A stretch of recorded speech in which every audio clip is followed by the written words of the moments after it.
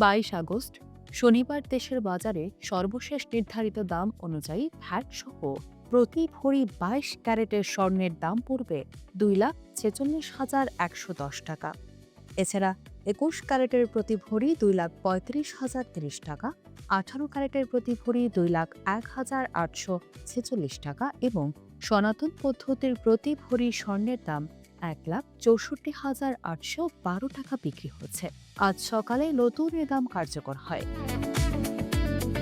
আজ 22 আগস্ট শনিবার দেশের বাজারে 22 ক্যারেটের 1 ভরি রূপার দাম পড়বে 5,482 টাকা। এছাড়া 21 ক্যারেটের প্রতি ভরি 5,249 টাকা, 18 ক্যারেটের প্রতি ভরি 4,491 টাকা এবং সনাতন পদ্ধতির প্রতি ভরি রূপার দাম 3,383 টাকায় বিক্রি হচ্ছে। বৈশ্বিক অর্থনীতির নানা পরিবর্তনের সঙ্গে প্রতিদিনই ওঠানামা করে বিভিন্ন দেশের মুদ্রার বিনিময় হার।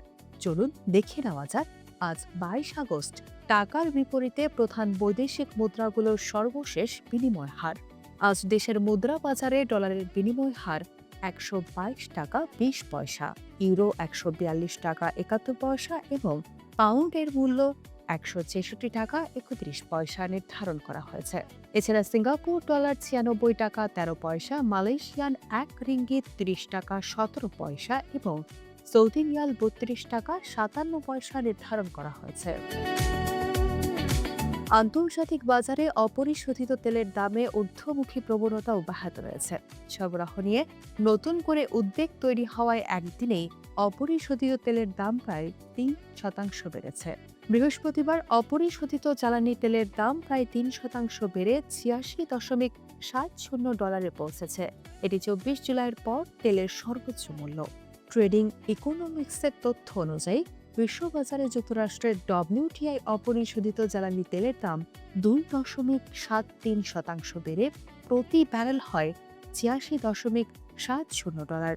এর পাশাপাশি লন্ডনের ব্রেন্ট অপরিশোধিত জ্বালানি তেলের দাম 2.25% বেড়ে প্রতি ব্যারেল হয় $93.68।